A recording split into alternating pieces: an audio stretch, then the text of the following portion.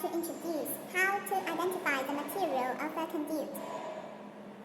First, let's take nylon flexible conduit as an example.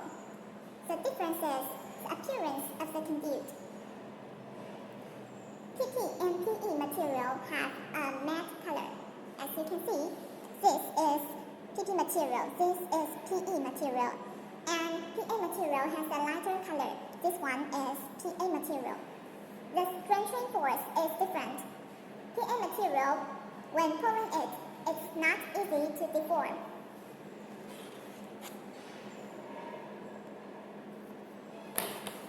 PP material, when pulling it, it's a little bit deformed.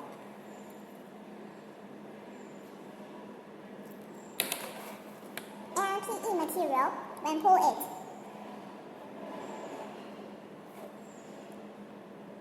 it is severely deformed. And as you can see, it restores slowly. Third, the compression resistance is different.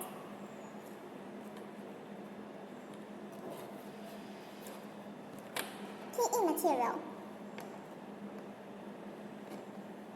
PP material, PA material. That's all of the differences